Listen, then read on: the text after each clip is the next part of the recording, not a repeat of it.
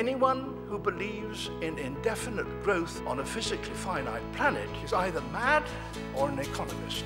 We don't want to focus politics on a notion that involves the rejection of principles around which a large majority of our fellow citizens organize their lives.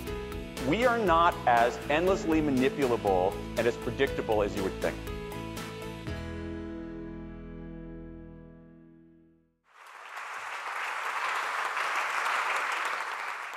Good evening, hello, and a very warm welcome to everybody this evening. It's terrific to see you all here. My name's Diane Coyle. It's my great pleasure to be chairing Matthew Taylor's annual RSA Chief Executives Lecture this evening. And as some of you will know, 21st Century Enlightenment was the theme of Matthew's lecture last year, when that new strapline had just been unveiled. And this year he's going to build on the theme and focus in particular on the question of enlightened enterprise. Can and should business play a role in shaping people's behavior? And how can business combine a strategy for competitive success with a commitment to social good? And we're especially pleased that one of the UK's most respected business leaders, Ian Cheshire, CEO of the Kingfisher Group, has been able to join us this evening to respond to Matthew's lecture. And Ian will be sharing his insights with us into what enlightened enterprise can mean in practice, from the shop floor to the boardroom. I should just start by saying thank you to some people. Well, first of all, thank you to you for coming this evening. But thank you to fellows, colleagues and friends who have made helpful suggestions as this speech has gone through various drafts. And particularly my researcher, Ben Delott. I just want to also mention Sir Geoffrey Chandler, who is an esteemed fellow of the RSA and who sadly died this year. And he was an early pioneer of corporate responsibility, and his ideas are still relevant today. Finally, I want to thank Ian Cheshire and Kingfisher for their generous support for this event. Not that everyone has been so positive. One of the less complimentary comments on my blog said, I see your annual lecture is being sponsored by B&Q. Must be because you're thick as a plank.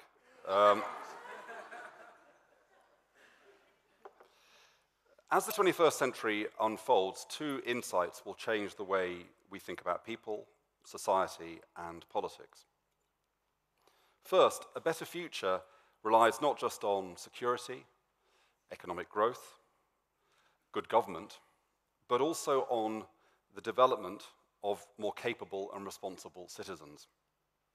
Second, human beings are complex social animals, influenced more by our nature and context and less by calculating conscious decisions than we intuitively tend to believe. Personal fulfillment and social progress are more likely if we understand better what drives us to think and behave as we do. Now, in past speeches, I've explored what these insights mean for individuals, for societies, and for policymakers. Today, I want to examine the implications for business. And the core of my argument is this. The science and politics of behavior change represents a new terrain for business responsibility and competitiveness. The title this evening is Enlightened Enterprise, and by that I mean a business which uses its relationship with customers and wider society to help us live better lives in a better world. In my first annual lecture, I argued that the UK exhibits what I inelegantly called a social aspiration gap. This is what lies between the rising expectations that citizens have for their own lives and wider society and the path that we will stay on if we don't, as a population, significantly change some of the ways we think and act. So here are some concrete examples. Think of the rising demands of health spending, but yet the biggest drivers of demand of healthcare include our own lifestyle, drinking too much, eating too much, exercising too little, not managing long-term conditions. Or think of this, for Britain to be a successful economy, we need citizens who are well-educated, creative and risk-taking. Now, there are things that governments can do, but it also means a shift in our national culture. So we prize invention over mere accumulation and see learning as a lifelong habit.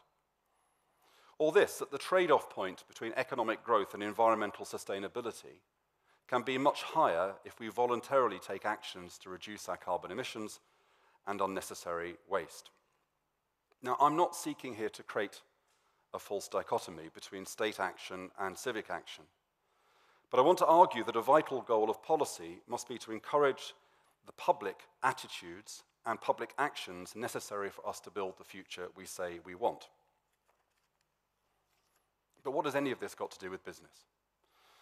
Why should they care about the social aspiration gap? There is, after all, the view most famously articulated by the economist Milton Friedman in Capitalism and Freedom, that the role of business begins and ends with maximizing shareholder value. Any other view, he said, was a fundamentally subversive doctrine.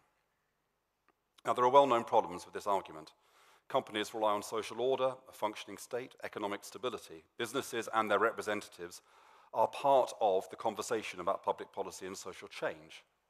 Also, businesses generate externalities, most obviously in their environmental impacts, but also in their employment practices and the calls they make on infrastructure. And for many consumers, the values and ethics of companies are an intrinsic part of a product's brand. Anyway, Friedman's argument has simply been rejected. The Global Reporting Initiative, which encourages and supports corporations in accounting for their efforts to be responsible, says the number of companies producing these reports has gone up from 44 10 years ago to over 2,000 now. So this debate about corporate responsibility has many aspects. But today I want to add another. The last government, of which I was an official, commissioned the first study on behavior change. This government has set up its own behavior change unit. And the idea that we need to move from a government-centric to a people-centric model of social change is central to David Cameron's somewhat tarnished vision of a big society.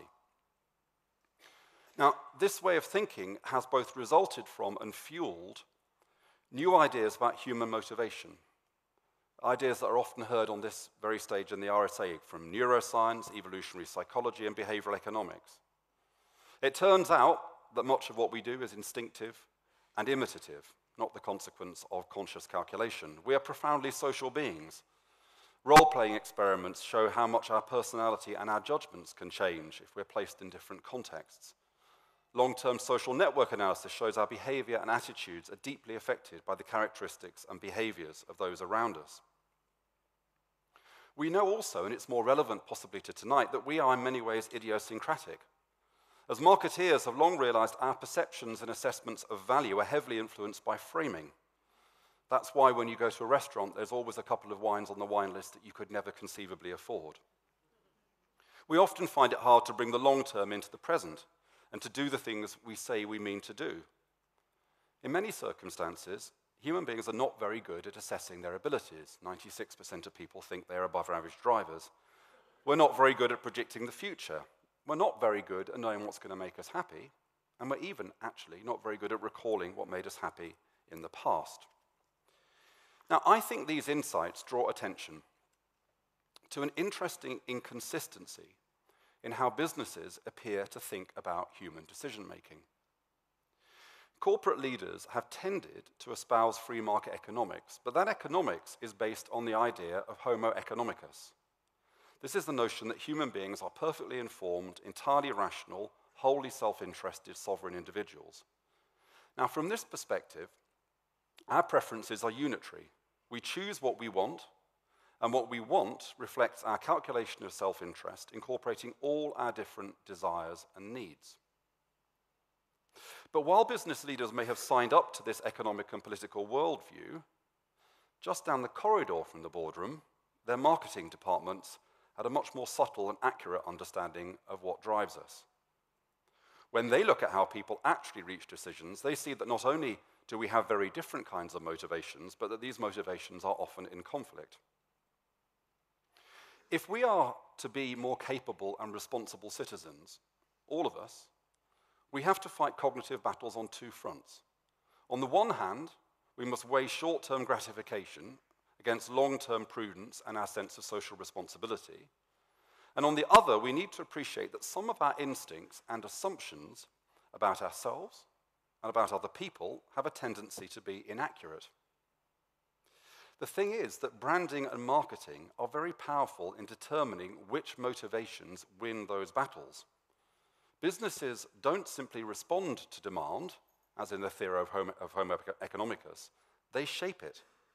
And this can have very significant impacts on individual and collective well-being. So companies, I would argue, whether they like it or not, find themselves becoming more accountable for the way their behavior impacts upon our behavior. Indeed, this insight lies behind a wider debate. Consumer goods have brought us economic growth.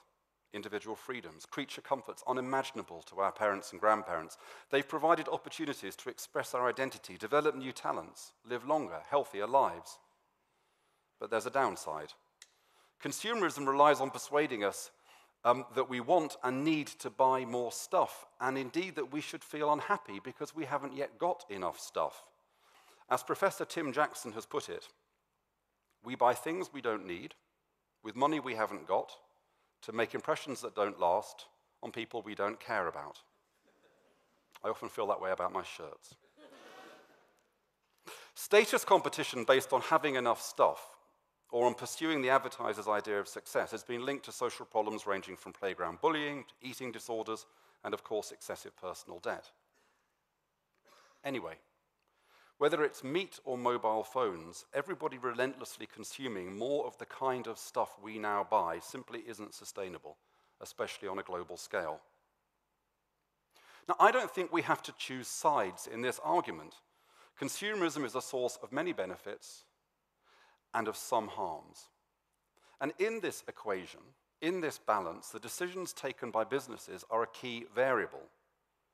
The insights of behavior change offer enlightened companies new ways of doing well by doing good. Now, in recent years, the most high-profile debates about consumer businesses' impact on our behavior have been negative. Food and alcohol have been center stage. This industry has encouraged excessive consumption, it's developed new products which encourage harmful behaviors, from high-fat, high-salt, high-sugar processed food to alcopops. It's even exploited our concerns about health. The growth in foods advertised as low-fat mirrors pretty clearly the growth in obesity in the developed world, which isn't surprising when you realize that the fat was almost always replaced by carbohydrate and sugar. A combination of regulation, public pressure, and corporate leadership is now at last leading to change. Even a global giant like PepsiCo, with a long-established business model, has publicly recognized the responsibility to promote health. Indra Nooyi, PepsiCo's CEO, has committed the company to what she calls performance with purpose, not selling less, but selling the right stuff. The Mars Corporation has said explicitly that the best way to sell its products as part of a balanced diet is to encourage people to get fit, not fat. There was a time, quite recently, I remember it when I was in number 10, when the alcohol drinks industry rejected any responsibility for how people consumed its products. But that too is changing. For example, Diageo used its own research on young people's motivations to help craft public information campaigns that connected binge drinking with young people making a fool of themselves in front of their mates. But other industries still seem in denial. Take the record of banks and financial advisors. Many people find decisions on borrowing, investing, and saving particularly challenging.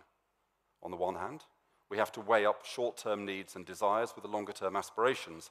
On the other hand, that general limitation in our ability to be entirely rational, we tend, for example, to be far too optimistic about our own prospects, are exacerbated by powerful information imbalances between companies and customers. But sadly, the record shows time and again that rather than seeing our vulnerability as a responsibility, the financial services sector has exploited it as an opportunity. Think of pension mis-selling, the fleecing of savers with unmerited fees, the irresponsible promotion of loans and credit card borrowings at exorbitant rates, exploitative fees on overdrafts, and most recently, the mis-selling of payment protection insurance.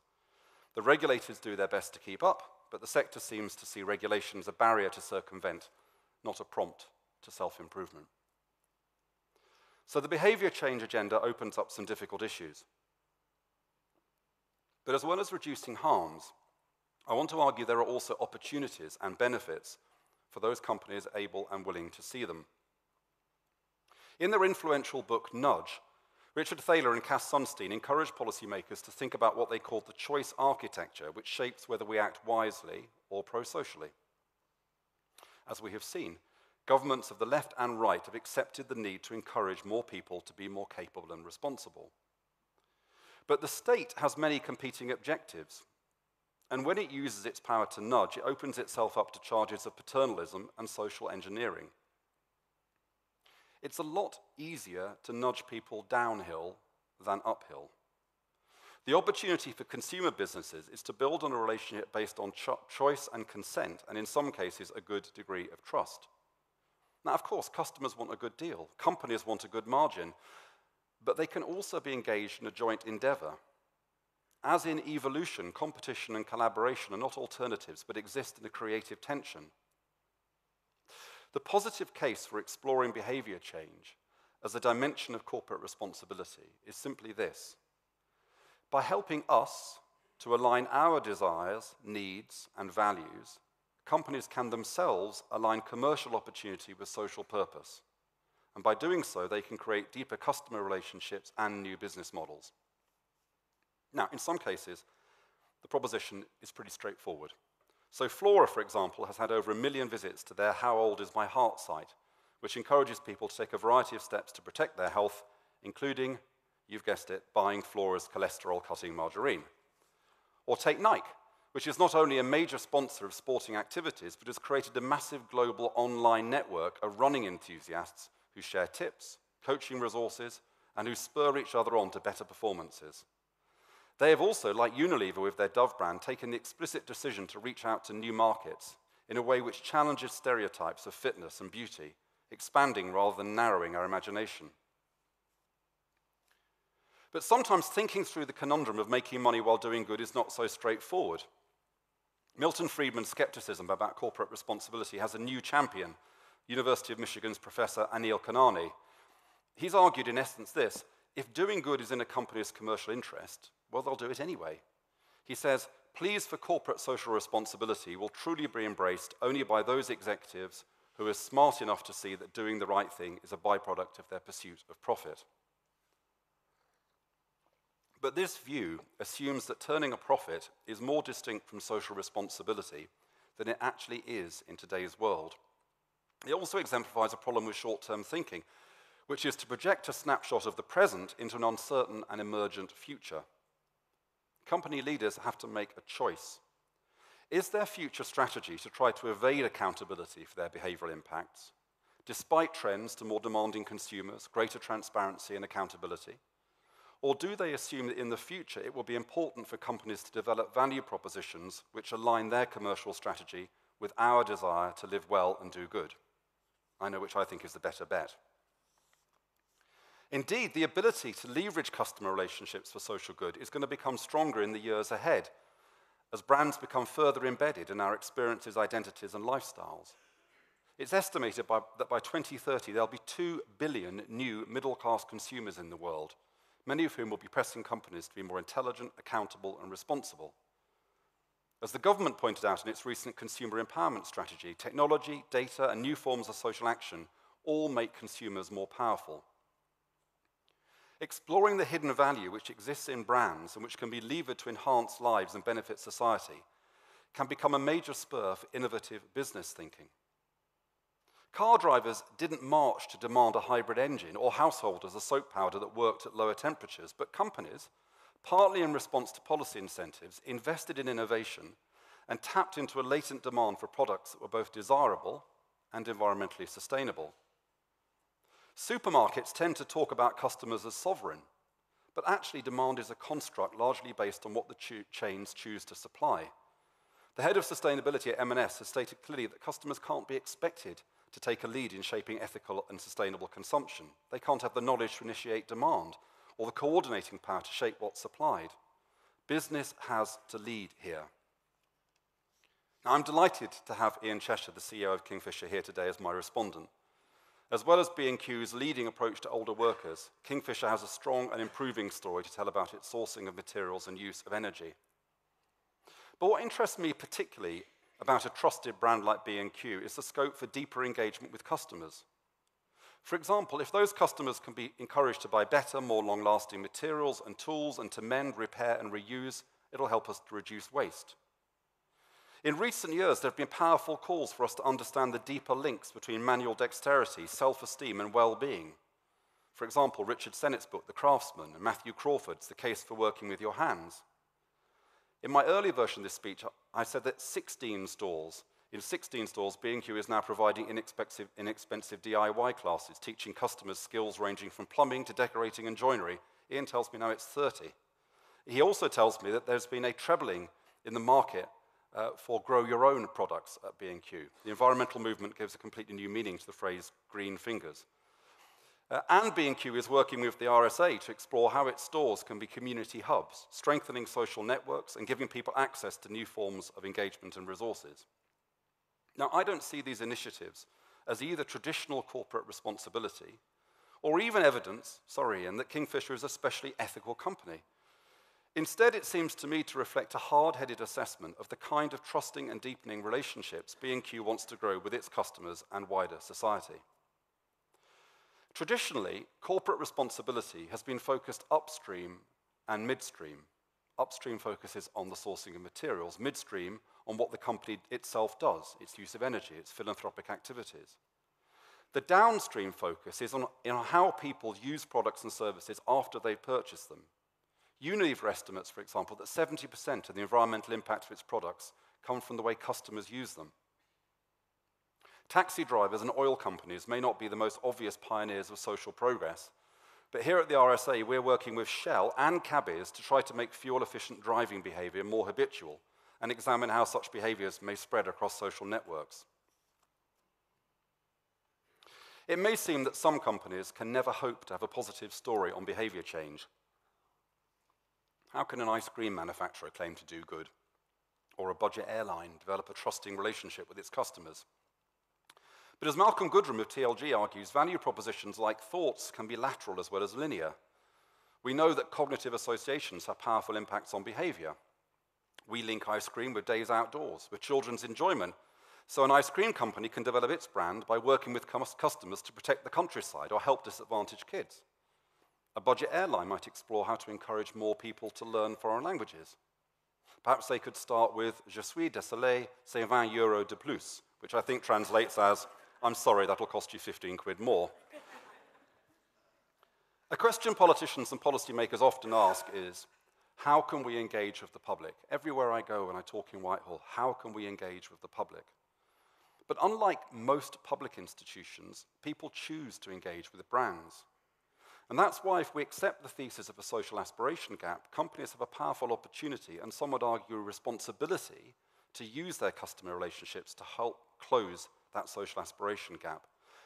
And as customers become more fully engaged, they become better consumers, wanting to be more ambitious for themselves and for the products and services they buy. Indeed, the debate about new models of consumption links to a broader discussion about sustainable growth. The economist John Kay has said that we must develop an economy which grows through increasing the quality of what is consumed, not its quantity. The development of stronger relationships depends, in all areas, on trust. But as many businesses or politicians know to their cost, trust takes years to build, but it can be lost in one bad news story. So trust is about risk management, about openness. But it's also about authenticity. Social purpose can't simply be something that companies project externally. It also has to be built into internal culture and operational practice. So I want to turn now to what might be the characteristics of enlightened enterprises as organizations. As Diane said in my annual lecture last year, I said it was time to re-examine the core ideas of the original Enlightenment, the period when the RSA was established by a group of 18th century social entrepreneurs. Those core ideas of the Enlightenment were autonomy, universalism, and humanism, or to use more popular approximations, freedom, fairness, and progress. Is there a connection between Enlightenment values and enlightened enterprise? Well, I think there might be. A company which is in the business of helping us live better lives must surely also attend to the lives of its own employees. Assuming the basics are in place, one aspect of work comes out consistently highly, indeed often on top of people's criteria for job satisfaction. It's that first Enlightenment value, autonomy. Indeed, according to a major global survey by Gallup, a key determinant of whether someone describes themselves as thriving in their lives as a whole was whether they saw their employer or manager as a partner rather than a boss. Employees can be given more freedom if they believe in the company's values and mission. Businesses with strong missions and devolved control will also find it easier to recruit talented people and encourage innovative thinking.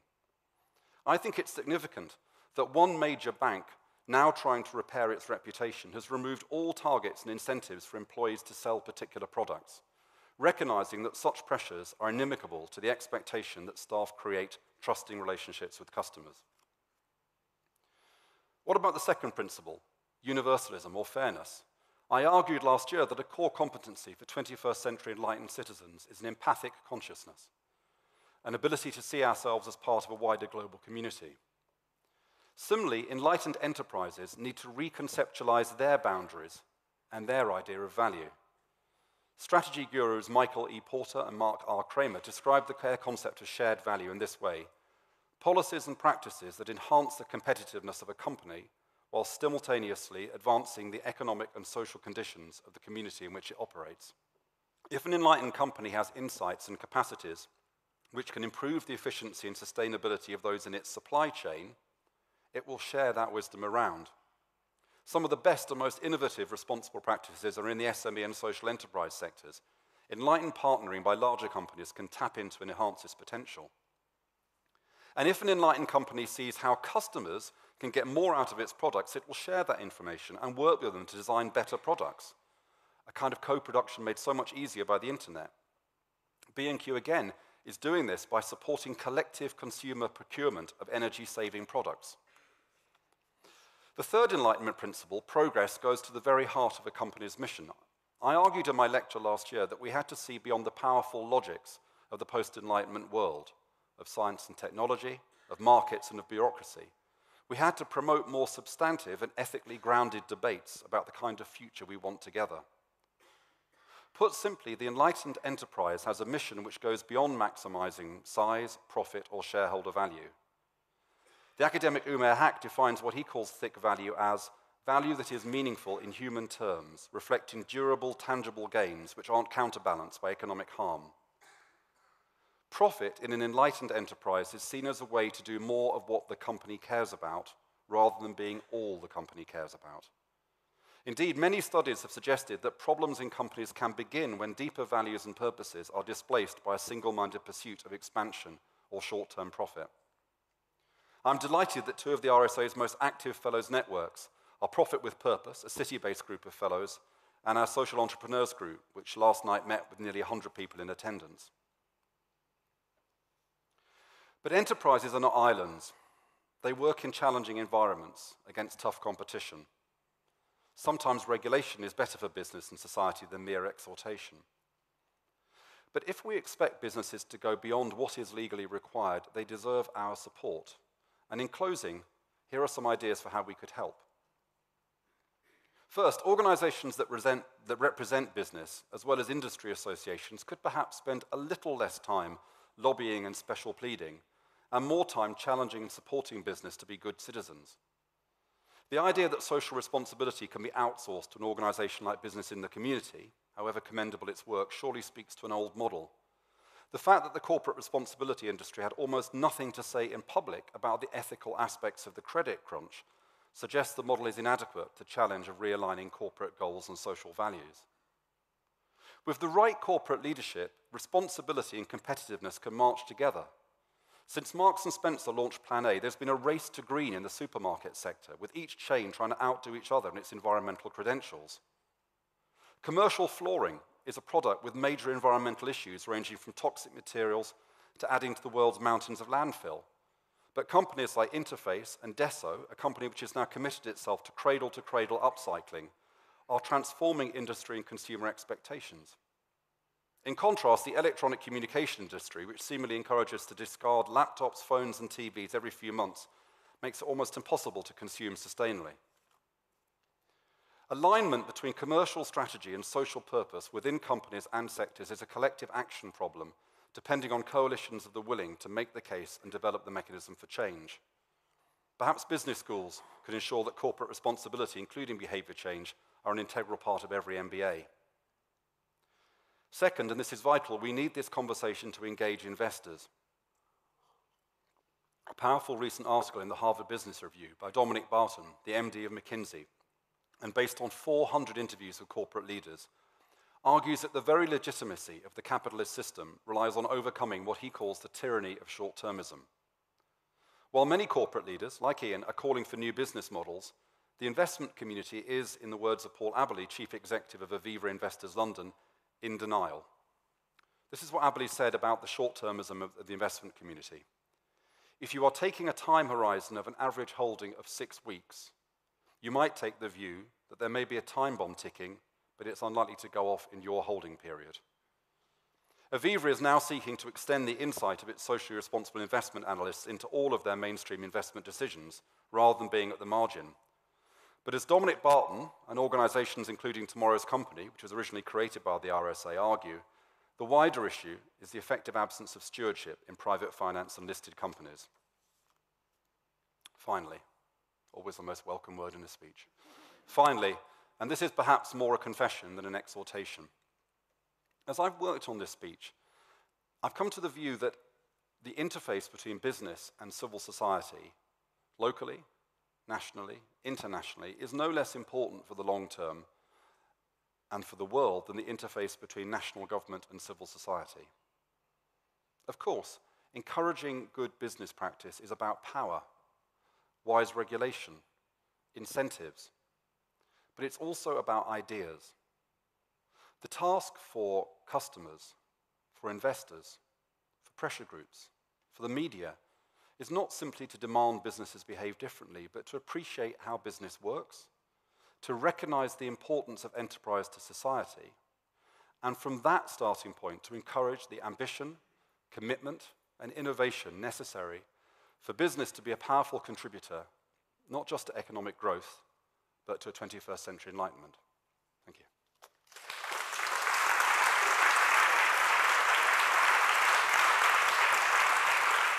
I get a chance to say a few words, which I'm very honored to do, particularly at the RSA with the tradition as a business leader coming to a place which was always about the further ambit of business. And I've been in this room many times, starting with Tomorrow's Company and beyond. So great privilege to be here tonight. And I thought I'd try and make maybe 3 points in response to Matthew's sort of provocation. Really from the point of view of, well, what can a business, be it small or large, do about that sort of thought? And I suppose I start with the basic premise that there is a lot in the idea of shared value, a broader purpose to business. There's a great temptation in that, frankly, to get a bit self-indulgent, because we're all fairly decent human beings, we'd like to do good. The key challenge that we have from a business perspective is, how do you make your sustainability, your broader shared value proposition authentic? And how do you make it connected to your business values and strategy?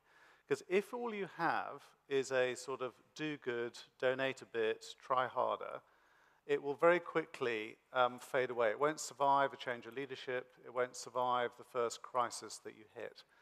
So I think the first task for every business in this, if you like, Enlightened Enterprise challenge is to figure out what is it that they can do. How can you contribute something unique, special, which is connected fundamentally to the customer? To go back to the behavior change point that Matthew made, I think our customers are absolutely ready for us to behave differently as businesses. And I completely agree with Matthew, they're not going to give us the answer on a postcard. They're not going to tell us the sustainability or Enlightened Enterprise version of how to invent the iPod or the iPad. What they will, however, do is judge us really quickly when we come up with something. And they'll tell us very, very sharply, have we got it right or wrong? So I think it is our role, as Matthew said, to lead, but it's also our role to be very close to our customers, be connected to our customers so we get the right idea. And our customers are willing to think more broadly about business, and they will reward the businesses that are really trying to do something real. And the danger with the transparent world that the internet is now creating is, if you try to do something which is mere lip service, you will not just suffer, you'll be ripped apart. So don't even go there. If you're going to be evil, just be evil and be quiet about it. But if you're going to do something good, think about your customers, lead your customers, but think about what your unique contribution is. And so we're focusing ourselves on things like timber, because B&Q's got a fantastic heritage on timber, and on community, the work that we're doing in the RSA, because 860 stores around the world are in local places. We employ local people. We have a local, not maybe a carbon footprint, we have a community footprint. So we want to understand how we can do more with that. We will still do other good stuff on waste and other things, but our unique contribution is going to be focused. The second thing I think you need to do is education. And I really support the idea of getting the whole topic of Enlightened Enterprise into business schools, getting into MBA programs.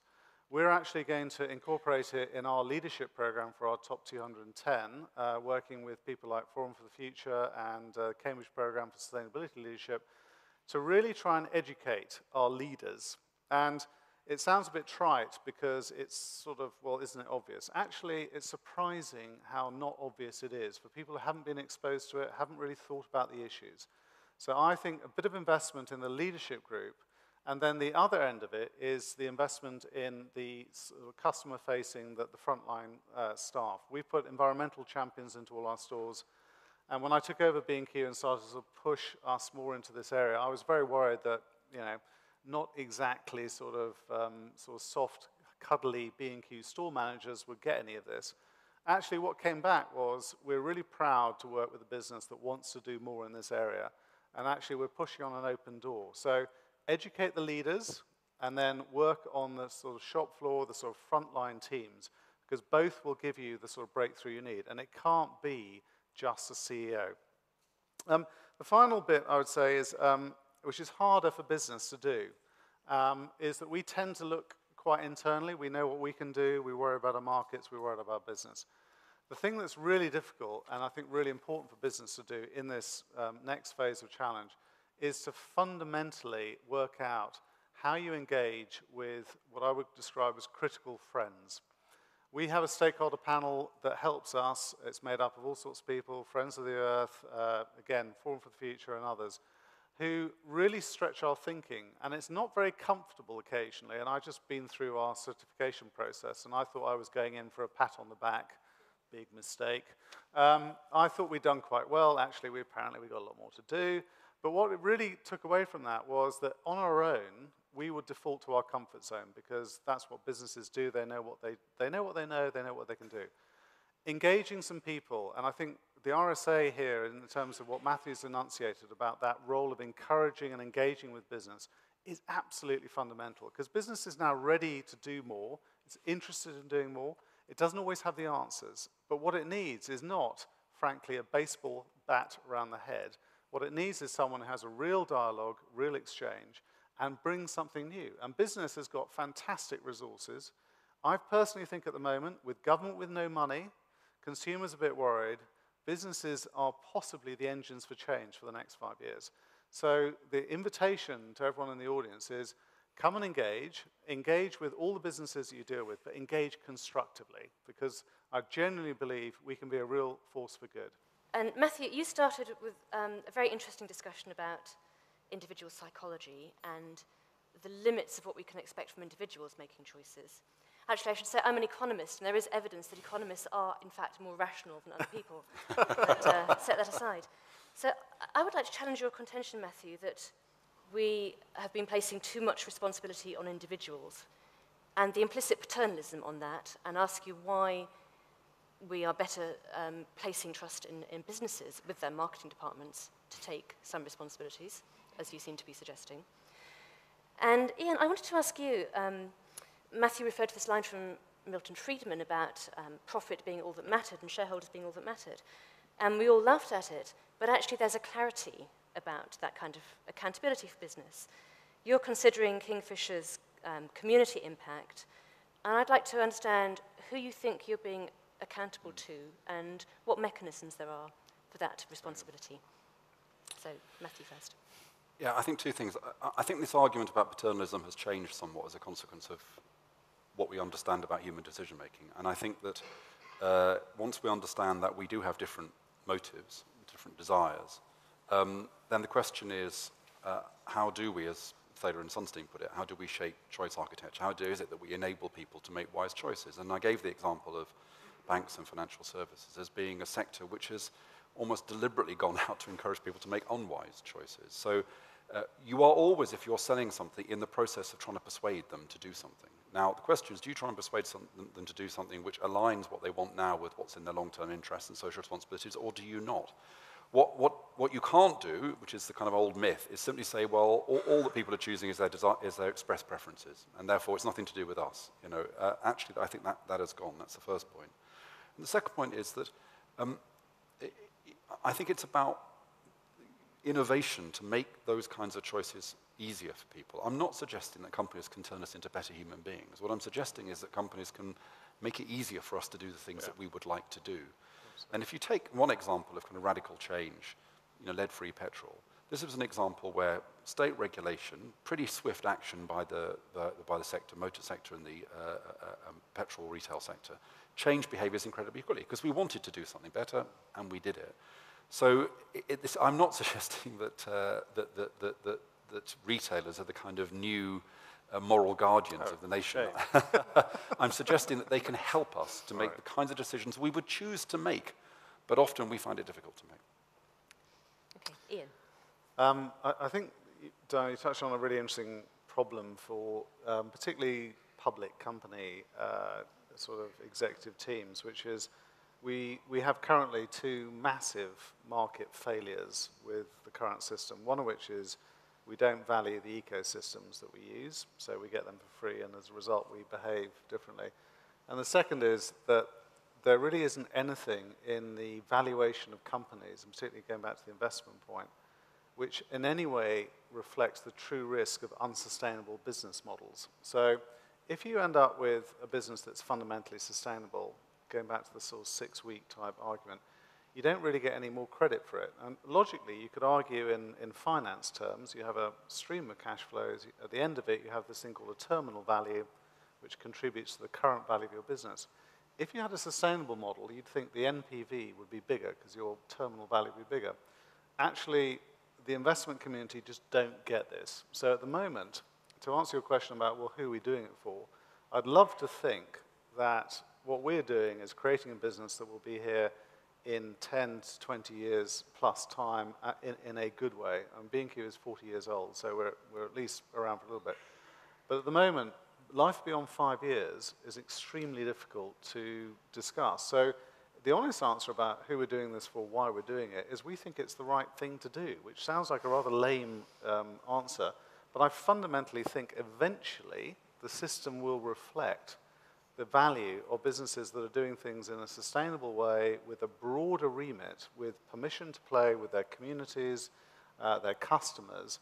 And I think the key for me will be maybe not 1 or 2 years, but this next generation, the cohort coming through, are going to look at businesses in a different way. And their value judgments, they'll still want stuff cheap, they'll still want stuff effective, etc. I think they're going to look at businesses differently. And eventually, when valuation starts to shift, businesses will start to shift. But at the moment, we're doing it because we think we're ahead of the curve. And occasionally I get asked by investors, why the hell are you doing it? I think the other thing that's really important here is that if you ask this question, different business models start to emerge. Yeah. So, we know that the chances of anyone installing a solar panel in the house is doubled if someone else in their street installs a solar panel. So the work that you're doing around enabling communities to collectively buy energy-efficient materials responds to that understanding. I mentioned Desso in my speech. Now, go back 10 years, they were selling industrial flooring, carpet tiles. And, this is a terrible product, toxic, and it all went on landfill. And they made this commitment. Now, the business model Desso are developing is you don't buy a carpet from them, you rent a carpet from them, because every 3 or 4 years they come along, they take it away, and they upcycle it, and it comes back without anything being wasted, without any toxicity in the process. Now, that may be a better business process for them, but that innovation came about because the head of Desso said, I'm no longer willing to be in a company. There is no future being in a company which produces all this crap. And I think that's the fundamental realization, is that people who have fundamentally unsustainable business models, particularly now that we're seeing the stress on commodities and the price, I think will begin to wake up to the fact that they've got maybe a sort of 3 to 5 year life. And the challenge is that when you're stuck inside an existing paradigm that says you buy it, you make it, you throw it away, it's incredibly difficult to conceive of a different world. So we're redesigning quite a lot of our products on a cradle-to-cradle basis of saying, how do I design a power tool that's essentially got the capability of being basically it's taken apart at the end of its life, completely recycled, very little waste, it'll be turned into the next power tool. And that is actually quite challenging for a lot of our buyers, because they're saying, hold on, that's not the way we make money.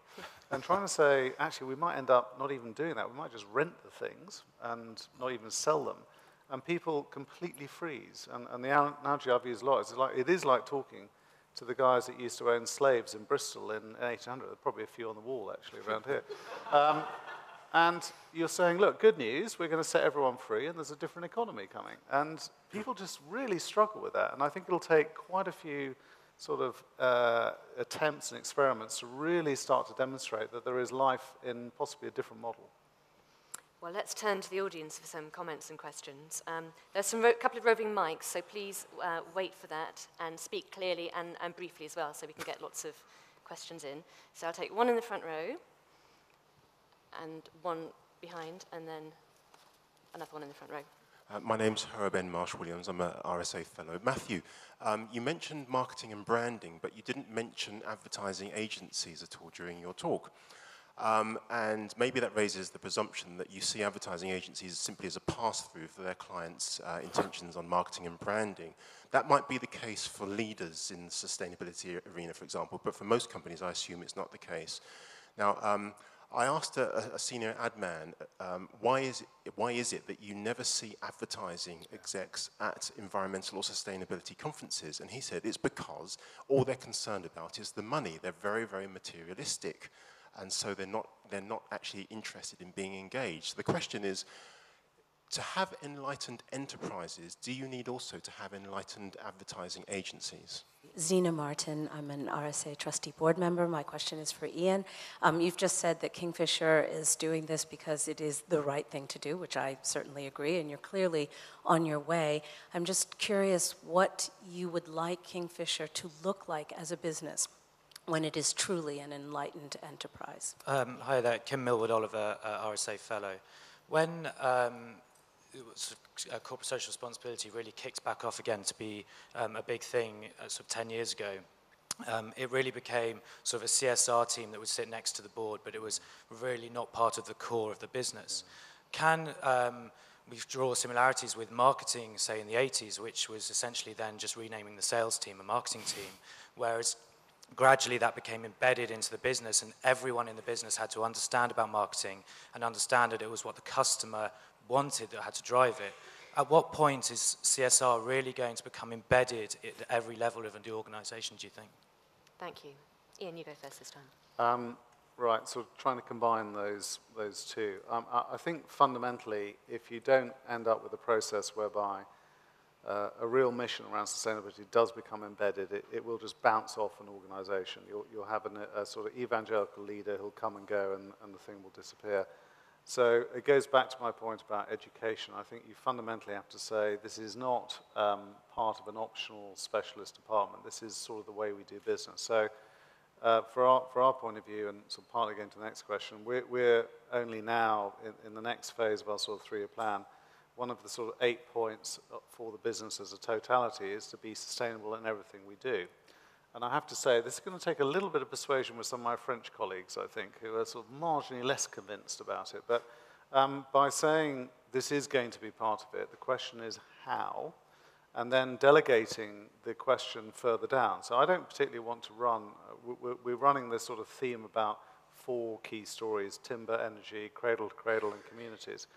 But actually, the way it works, I think, needs to be much more distributed and much more about local choices. So if a guy in a store in Villabé in France decides that his version of it is this, fantastic, because at least then he's owned it and acted on it. So my answer about what would an enlightened enterprise look like, it's we have some core themes, we have some core ideas about what our USP is, how can we make a difference, because we're not Nike, we're not other people. But then the reality will be delivered all the way down through the organization locally. So people will be doing things in the same way that they know the right answer is give people good service, take care of our people. They don't have to think about that. It's just part of the DNA. And I think gradually we will, we're building on a strong base. But for me, the big opportunity is when I can get 80,000 people to say, well, of course we do that. Why not? Matthew. Yeah, I lost my faith in the advertising industry many, many years ago when I was working for Tony Blair before the 1997 election. I got a phone call from an advertising agency working for the Potato Marketing Board. And they said that every year on the day that the harvest, every year when the day the harvest comes through, that they present a bowl of potatoes to the Prime Minister, but they decided that because it was so obvious John Major was going to lose and Tony Blair was going to win, that they were going to go against tradition, and they wanted to present this bowl of just cooked potatoes to Tony Blair. And I wasn't entirely sure, but they said, no, it's bound to work. They said, we've got it all planned out. We're going to have a full-page advert in the Daily Telegraph, and we even know what it's going to say. New Labour, new potatoes. Perfect.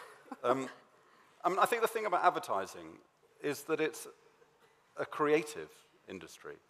And I think if advertisers are given the task of a different way of promoting a brand, which is a deeper sense of brand, which connects to people's values and their aspirations as well as their immediate demands, and I think that can be done. And when it's done well, I mean, I mentioned Dove in my talk, and that's, that advertising campaign was a brilliant advertising campaign, challenging, decades of conformity in terms of the presentation of, what it was to be a beautiful woman or whatever. So I think it is possible for advertisers to be incredibly creative, but any advertiser who says, well, I'm only in for the money, they should not be an advertiser because they're clearly not a creative person.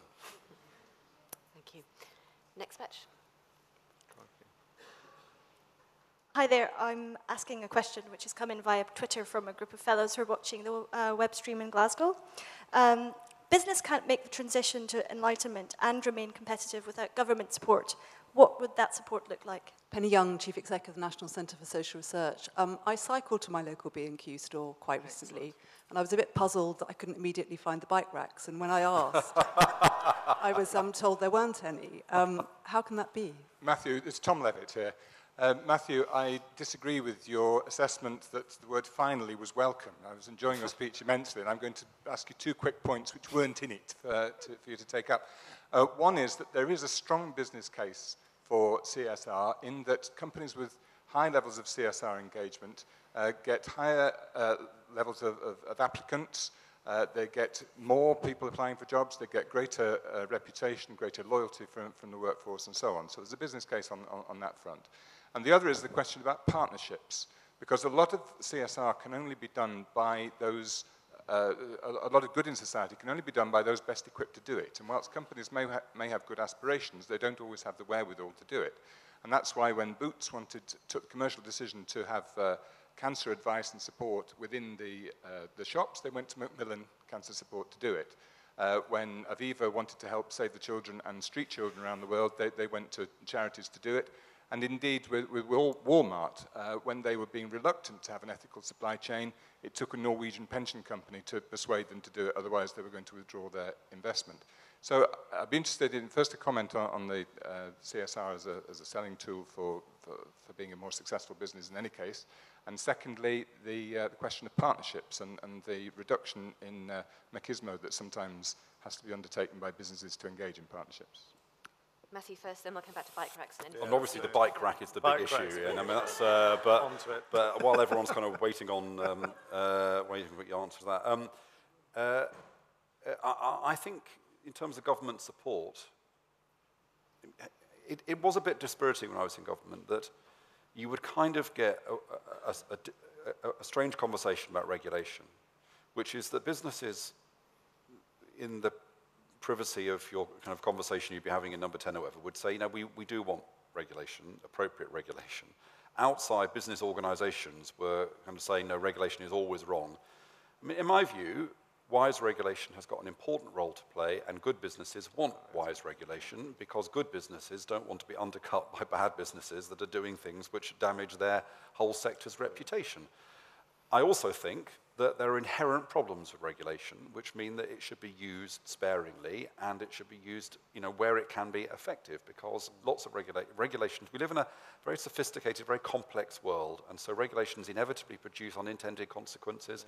There are inevitably clever people who are finding ways of circumventing them. So clever regulation is based upon working with business, and it requires businesses to be enlightened and to recognize the need for good regulation, and that's where it emerges from. Tom, your point about the quality of applicants was actually paragraph 3 of page 18 of my speech from memory. So it is in there, but it was hidden amongst all the other verbiage. On your partnership point, I mean, Ian referred to this, but I would just say this. I think it's really important to take the spirit that Ian had when he answered this question, which is you want partners who challenge you. And I do think that often for charities, you know, who are short of money, they will take the company's shilling, and why wouldn't they? Because they've got people in need to help.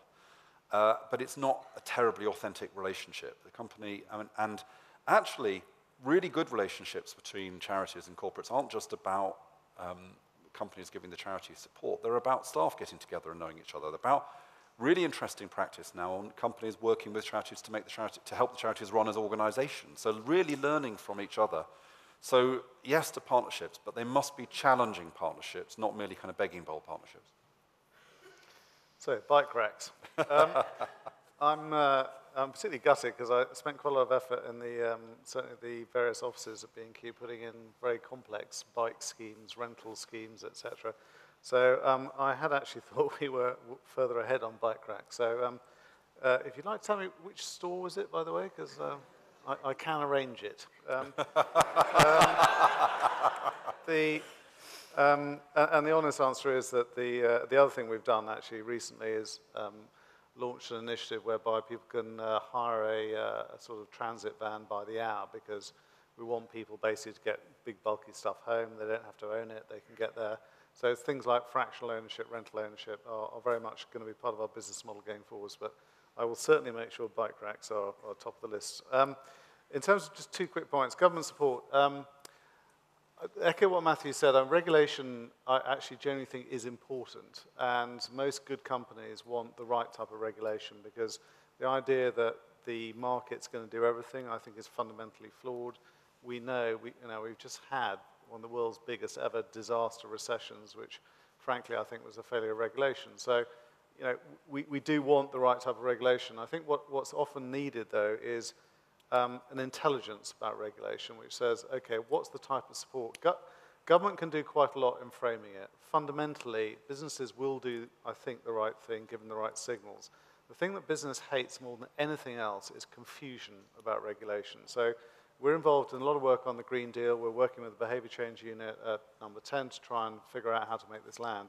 The biggest issue we would have is lack of clarity about regulation. So I would prefer sort of fewer and clearer regulations, because then we can get on with it. But above all, is consistency in regulation.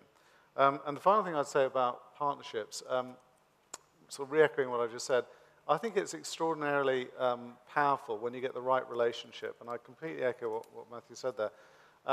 Good relationships are based on basically having fundamentally real honesty and trust, and then having the right dialogue and not being sort of tiptoeing around each other. You've actually got to be able to say what you think. And I think those partners that engage with business can bring huge amounts to the business relationship. Equally, business can bring a lot to those NGOs and those partnerships. And I think the challenge is to try and meet in the middle with a positive intent about what are you trying to do, as opposed to going in with sort of a judgmental approach, which I think was possibly some of the older sort of NGO mindset. Thank you. It's Kim Van Niekerk. I'm a fellow of the RSA and one of the founding fellows of the Profit with Purpose Network. It's becoming increasingly apparent that leadership is perhaps one of the key ingredients in developing more sustainable business models. And my question really is to both speakers, what were your moments of enlightenment? All your examples are from situations where business is, that their power is checked by very informed consumers, by employees in competitive markets, and well-regulated examples. I work in transforming African agriculture in a context where it's really important to bring businesses in for innovative models that include smallholders. However, this is a world in which the consumer and the producer is very weak, information is poor, and regulation is low. How does your analysis change, Matthew, in a context where power relations are very different? Hi, my name is James Mard. I'm a management consultant. I was struck by some of the ideas you were talking about, changing business models or looking at the purpose of a business. And that echoes some models, I think, from history when we look at things like quick capitalism and ideas from Roundtree and people like that. And I wonder how the life and ultimate changing and failure of those models speaks to what you're talking about today. Ian, do you want to go first this time? Picking up on anything you like in there? Right. Moments of enlightenment. I guess I've had a slightly unusual upbringing in that I was actually born in Borneo. I went into the rainforest early. I saw various things and then lived in Africa for a while. So I've probably not had the average UK sort of upbringing in some senses, and so have been, I suppose, more aware of some of the issues possibly than other people have. And the two moments of enlightenment, one was very clearly when I was 14, going into the rainforest in Borneo and just understanding what an extraordinary place it was. There was just nothing else like it on Earth, and seeing, actually, rather cliche, but seeing a bit of logging and thinking, okay, that was a very quick way to destroy something that took several hundred years to destroy, and that stays in my memory. I think the other thing was a realization when I took over B&Q in 2005, so fairly recently, which was talking to some people in the stores about the whole heritage of B&Q in timber and paint and various other things and peat, and suddenly realizing that there was this passion in the teams. You know, I wasn't just sort of on transmit. There were almost people saying to me, well, why aren't you doing more? And I suddenly thought, oh, okay, I might have permission to do something here in a way that I thought I might have to tiptoe through. And that was it was a couple of very straightforward, ordinary people, no particular eco-warriors, just very proud of what we used to do. It was the way it's phrased. We used to do this and we were proud of it. Why haven't we done any more of that? And I suddenly realized we need to provide more leadership because people are waiting for it.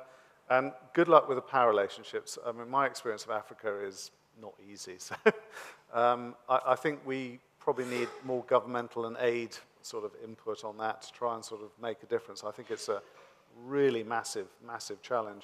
And finally, on the sort of Roundtree and others, I think one of the analogies for what we're trying to do with changing the paradigm of thinking about the sort of model of capitalism we've got at the moment is the revolution that happened in Victorian cities in public health in the 19th century, where you said people were very happy watching people die of cholera, poor sanitation, because that was, the market. And a bunch of people got together and decided that wasn't an acceptable model anymore. And the Chamberlains in particular in Birmingham fundamentally revolutionized their world because they took ownership of it. And I think there is real room for people who will stand up and say, you know what, actually this is no longer acceptable. We are going to find a different model. It's just very, very, very difficult for those people because it took them actually 30, 40 years to do that. Matthew, I'd like to follow up on one question, actually, because it was the comment I made to you reading an early draft of your speech. What about market power and political power, and how does that play into your analysis of what and how businesses behave? Well, it kind of links to the first question, in the sense that my moment of enlightenment, if I can call it that, is I read a book, I don't think it's been published yet, actually, but I read a pre-release of a book by a guy called Colin Crouch, who, like me, is an old lefty. He's written a book called The Strange Non-Death of Neoliberalism. And it's a kind of book which is a critique in many ways of the relationship between state and capital. But in the end, he concludes that national governments are now so circumscribed in what they can do, and particularly actually in challenging corporates, that whatever your political perspective, the engagement between civil society and corporations is a really important space for action. And I was very convinced by that argument, because like a lot of times, it's when an argument comes from an unexpected source that it really hits you. I guess the other bit of enlightenment was that I was just asked to do some thinking for B&Q about just to be one of the people contributing to their thinking. And it just happened a few days after we'd been doing some work here at the RSA. We have a design team here, and we've been working on this idea of design and resourcefulness. So how can design help people become more resourceful? So I was full of this point that I made in the speech about how manual dexterity, a sense of efficacy, is a really important part of people's sense of well-being. And then suddenly I was thinking about your company, and I thought, my goodness, there's something really interesting going on here. So that was my enlightenment. I mean, in terms of the Africa thing, I won't pretend to expertise. I suppose what I would say is what I hear about Africa that is most exciting to me is small enterprise, and particularly the small enterprise that's made possible by mobile phones, for example. That people, and I think that you need different strategies in different places. And I think the strategy in Africa, the more it can support people's capacity to create small enterprises And I think the challenge for business actually very often, and I can't remember the guy who's spoken about this, but is to create products which can be bought by people on very low incomes and which can provide the basis. So the best thing you can do in Africa is to create incredibly cheap mobile phones or other things which enable people to take those first steps on the enterprise road. Big power is a pretty intractable problem. So where big power gets in the way of that, you need to stop it. But I think enterprise is pretty crucial. And in relation to new capitalism, I just say this because it was in an earlier version of the speech. I think ideas matter. And I think sometimes we think that ideas don't matter, but they do. And there are lots of examples. My grandmother used to sell fair trade outside the church 20 years ago, and it was a little stall outside the church. Maybe it was trade craft, whatever it was, but it was a little tiny thing she did. I had no idea, no reason to believe, no one had any reason to believe that suddenly you get to the situation where every supermarket has got fair trade up and down the aisles, whatever you think of fair trade. So it is possible for attitudes to change quite quickly if ideas connect with context and various other things. And so I think it is possible to imagine a new idea of capitalism. And after all, we had a different idea of capitalism in the 80s, which was a particular form. I think it is possible for new models to emerge. Okay. Doug Mather, I'm a fellow. It seems that like big companies, the corporates, are definitely buying into this and starting to do some stuff around it. And I think possibly very small companies where they're actually run by the people that founded them and so on are doing the same thing. But I work a lot with companies in the middle around trying to get them to just tap into their people and things like that and find that quite difficult. And I'm wondering, how we actually get those SMEs, the larger SMEs in the middle to really buy into this kind of stuff. Thank you. Jerry Asher, fellow. Question for Ian and a comment. We know that corporate responsibility makes good business sense. The CSR pages on company websites are those that are most visited. We know that they get the best staff. But one of the key issues is that traditional methods of measurement don't lend themselves to measuring CSR performance on the one hand, and also quarterly reporting and attitudes in looking at companies also militate against it. And these are barriers that have existed for a long time. I'd like to know, Ian, whether you see those being overcome on the one hand. And secondly, in relation to your own business, it will truly have arrived in the world of corporate responsibility when you finally leave and the CSR agenda does not diminish one iota, but even more so, you move to the drinks or the tobacco industries, and the impact is seismic. Michael Solomon, Profit Through Ethics. Congratulations, I thought it was a great lecture, thank you, and a good response, and thank you both for that. I'm very glad to hear such a good argument, which would make it difficult, I think, for any business to say this has nothing to do with us.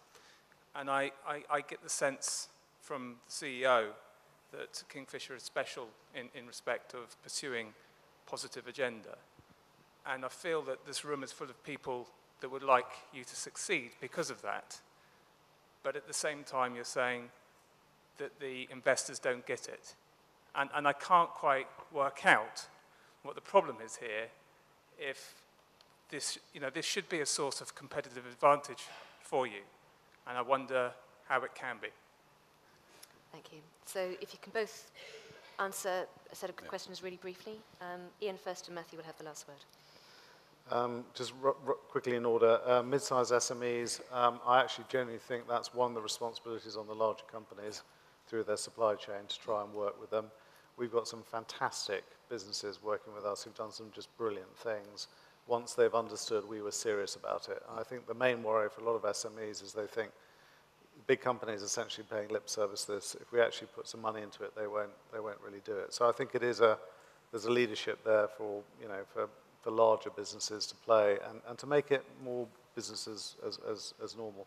I think on the measurement, and it partly relates to the final question, there is a basic problem, which is until this stuff really shows up in people's share prices, it's very, very difficult to really make the argument to the investment community. And fundamentally, I think it's a mispricing of risk. I think people don't understand how risky unsustainable business models are and how valuable sustainable business models are. Now, as I said before, we've just gone through the most massive mispricing of risk leading to a meltdown. I really hope we don't do it again, but I do think it'll take quite a lot of effort for people to fundamentally understand that if you're doing something which is the equivalent of sort of strip mining, you won't be around in 5 to 10 years. The big problem is the average tenure point, which Matthew made earlier, which is as long as I'm not holding the bomb when it goes off, it's sort of not my problem. And I think what it really needs, if I could really be honest about it, is we need to think about rearranging the incentives for pension funds and long-term shareholders. At the moment, they are stuck on quarterly reporting, just like the businesses are stuck on quarterly reporting. If you said to a pension fund, actually, I'm going to reprice your pension fund if you have a more sustainable set of holdings and you have a longer-term holding, and I'm going to give you some valuation benefit, I'm going to cut the deficit valuation, I'm going to find some way of doing it, I think the incentives would change enormously. So my particular bugbear at the moment is give the pension funds and the long-term holders a positive incentive to value it. And at that point, to answer Joe's point, it'll become embedded much more, and it won't rely on individual acts of leadership. But I do believe personally, if we've educated our teams, as I said before, this isn't about me. This is fundamentally about a team of people. Matthew, you get the task of summing up the whole evening in 30 seconds. Let me just try and wrap up in a single point, which is this notion of shared value applied to the supply chain, as Ian has. At the essence of it is this, that actually making money should not be about exploiting people. It shouldn't be about exploiting your supply chain, it shouldn't be about exploiting your workers, and it shouldn't be about exploiting the cognitive frailties of your customers. You know, now that's a big idea. It's a very, very big idea. But I think that when you live in a world where people have information, where there's a lack of deference, people have high expectations of accountability, I don't think you can get away with exploitation. You know, in the end, it's visible, and there is a problem with it, and that's why I think the idea of shared value, although I think that it needs to be applied to behaviour as well, which isn't in the original article, is really important. So, an alternative title for my talk tonight, but I thought it sounded too kind of, you know, kind of head in the clouds, was Capitalism Without Exploitation, because I think that, in a sense, is what we're fundamentally talking about. And I would know when this agenda has succeeded, when we stop using the phrase corporate social responsibility. Because as long as we're using that, we're suggesting that it's not mainstream, that it's not part of what we're talking about. So let's all hope we can meet here again in 10 years. Now, I just want to finish with this, which is this is the fifth lecture I've given. And I've never achieved anything concrete in any of these lectures. You know, it's just words. But there's a possibility that at Chiswick B&Q, there will soon be a bike rack. Now, it might seem a bit extreme, but the Matthew Taylor bike rack seems to me to have a ring to it. And if you send me the photograph, I can put it in my blog. So okay. I would suddenly feel my work was done. I was going to end by saying we could sum up this evening in two words, which is ideas matter, but actually bike racks matter too. But thank you all for taking part in a fantastic discussion. Please join me in thanking once again our speakers, Ian Cheshire, Matthew Taylor.